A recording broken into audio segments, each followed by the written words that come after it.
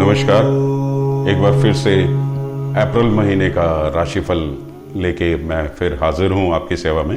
मुझको कई लोग लिख रहे हैं कि आप जो इंट्रोडक्शन है, जो पंचांग से संबंधित और अन्य जानकारियां जो आप पेश करते हैं वो बहुत विस्तृत होती हैं, किंतु राशि विशेष के लिए थोड़ा मैटर कम पड़ जाता है।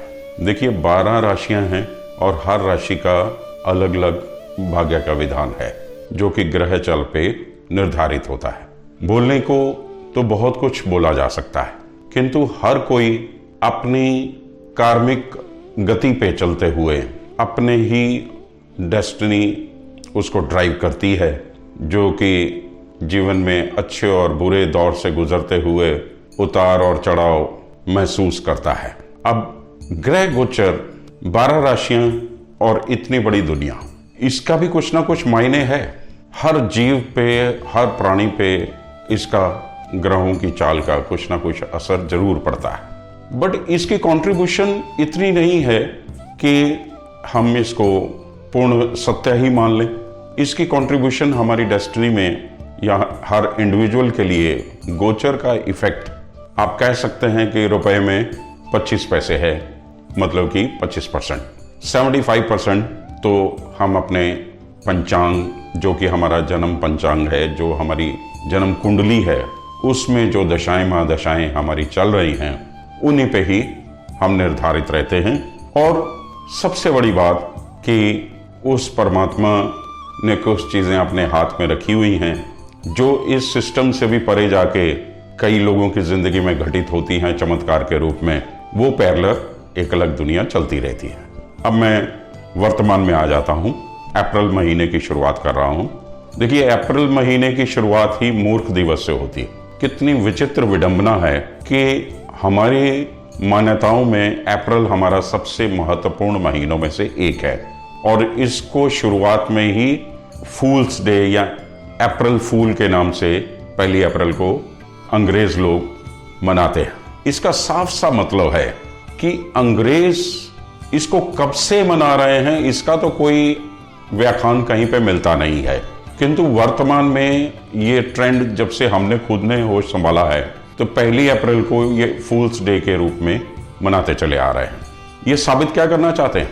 ये अपने आप को बहुत उच्च श्रेणी के, नॉलेजेबल और वेल बिहेव्ड और उच्च नस्ल का मानते हैं और हम लोगों को शायद बहुत निम्न श्रेणी का मानते हैं। इसीलिए 1 अप्रैल को मूर्ख दिवस के रूप में इन्होंने संज्ञा दी हुई है कि माह की शुरुआत ही, जबकि हमारे यहाँ मेष की संक्रांति अप्रैल महीने में होती है, नई संवत का आगाज होता है, एक न्यू बिगनिंग होती है और हमारे कई इंपॉर्टेंट तीज त्योहार, नवरात्र वगैरह ये सब भी ज़्यादातर इन्हीं दिनों में पड़ते हैं।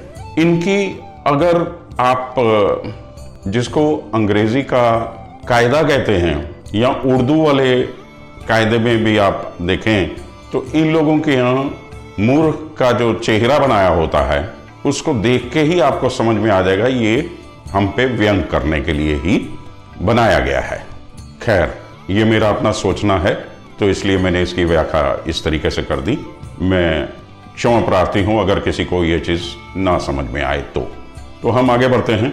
और इस माह देखिए कि 7 अप्रैल से 5 मई तक 5 शुक्रवार पड़ेंगे और इसी दरमियान 22 अप्रैल से 15 मई तक मेष राशि में चतुर्ग्रही योग बन रहा है। बृहस्पति राहु की मौजूदगी रहेगी, गुरु चंडाल योग तो रहेगा ही। और इसके बाद देखिए कि मेष राशि पे कुंभ के स्वग्रही शनि की दृष्टि भी रहेगी। तो शनि बहुत बलवान चल रहे हैं। मेष राशि राहु के रहते हुए थोड़ी पीड़ित भी चल रही है। बृहस्पति के आगमन से थोड़ा जरूर मेष राशि को चैन मिलेगा, किंतु जनमानस के लिए ये स्थितियां इतनी बेहतर नहीं दिखाई दे रही हैं। नेचुरल कैलेमिटीज, भूकंप, विस्फोट, अग्निकांड, तूफान, कहीं सूखा, कहीं ओलावृष्टि, इस तरीके के अनइवन माहौल हमें देखने को मिलेगा कुदरत का कहर के रूप में।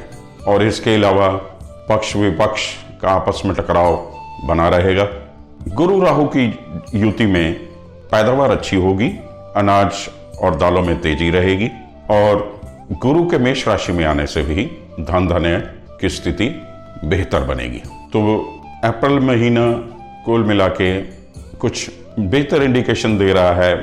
गुरु का मेष संक्रांति से माहौल थोड़ा बेहतर बनता चला जाएगा और फिर आगे ग्रहों का खेल जारी रहेगा।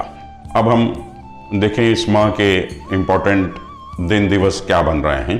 4 अप्रैल को महावीर जयंती है, 5 अप्रैल को गुरु तेग बहादुर गुर्राई है, 7 अप्रैल को गुड फ्राइडे, 10 अप्रैल को सती अनसुईया जयंती है, 14 तारीख को 14 अप्रैल बैसाखी है, संक्रांति है सूर्य की, मेष संक्रांति। इसके अलावा 14 तारीख को अंबेडकर जयंती भी पड़ेगी।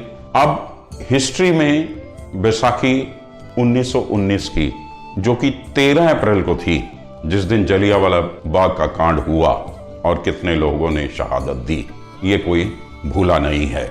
बैसाखी के दिन ही सिखों के 10वें गुरु महाराज श्री गुरु गोबिंद सिंह जी ने खालसा पंथ की नींव रखी थी, और ये दिन संक्रांति के लिए बहुत ही महत्वपूर्ण माना जाता है। इसके बाद 22 अप्रैल को भगवान परशुराम जी की जयंती है।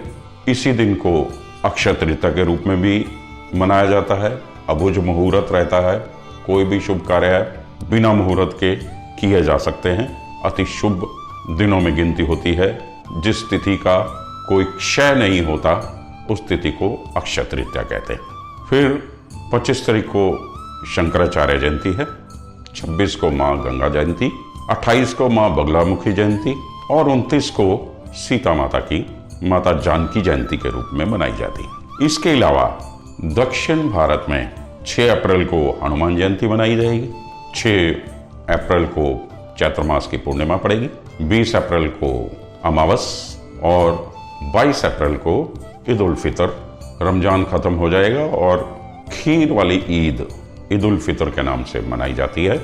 मुस्लिम समुदाय के अलावा सभी लोग भारतवर्ष में इसे मिलजुल के सेलिब्रेट करते हैं। ये तो थे त्योहार और अन्य इम्पोर्टेंट दिवस। अब हम ग्रहों की स्थिति पे भी चर्चा कर लेते हैं। मासारम में सूर्य मीन में रहेंगे और 14 तारीख को मेष संक्रांति करेंगे, और मासारम में चंद्रमा कर्क में रहेंगे और 12 राशियों का भ्रमण करते हुए मासांत तक सारी राशियों में घूम जाएंगे। मंगल जो कि बहुत लंबे समय तक वृषभ राशि में रहे, वो पिछले महीने मिथुन राशि में चले गए, तो ये महीना पूरा मिथुन में ही रहेंगे। बुध 31/3 को मेष राशि में आ चुके और मेष राशि में ही रहेंगे और 21 अप्रैल को वक्री हो जाएंगे।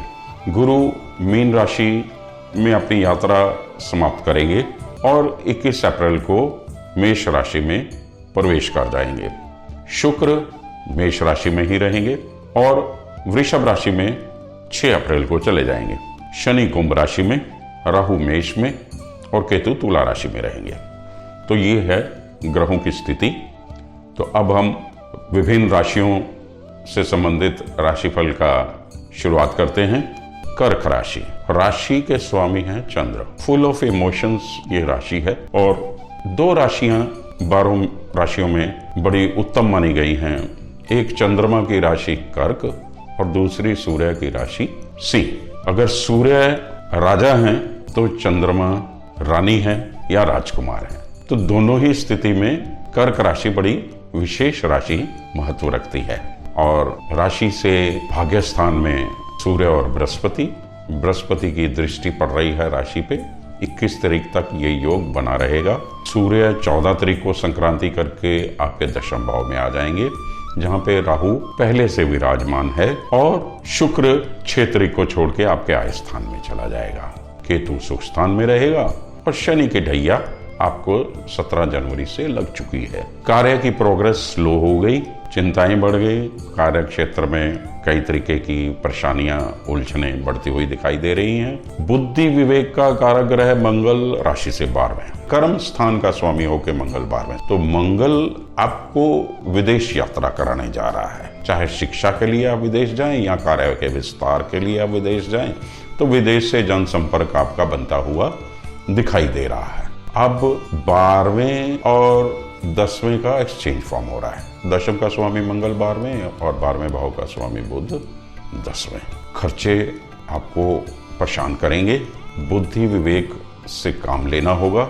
स्पेकुलेशन ऑफ मनी के पीछे बिल्कुल नहीं भागना है, सट्टे जुए से बचना है।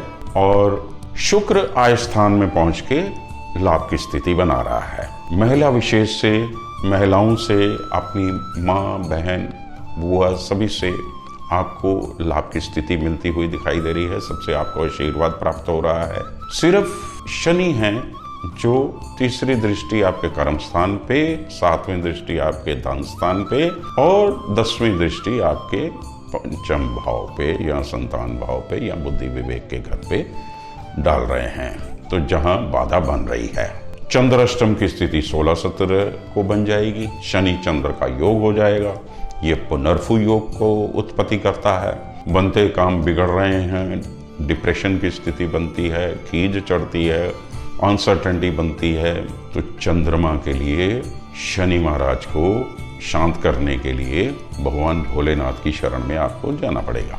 एक तो शनिवार के दिन पीपल के नीचे गोधूली के समय, जब सूर्य अस्त हो रहा होता है, उस समय दीपक जलाएं। और कहते हैं कि पीपल पे तीनों देवताओं ब्रह्मा विष्णु महेश का वास है और उन्हें प्रार्थना करें और शनि के ढैया से आपको शांति मिले, इसकी शनि महाराज से अभी विनती करें। और ये काम आपको शनिवार के दिन करना है। ये हर शनिवार पीपल के वृक्ष के नीचे दीपक जलाने का काम करें। इसके अलावा भोले भंडारी का आप पूजन करें, ओम नमः शिवाय 3 अक्षरी मंत्र का जाप करें। और चंद्राष्टम जिस दिन है उस दिन शिवालय जाएं, शिवलिंग का जलाभिषेक करें, अच्छे फलों की प्राप्ति होगी।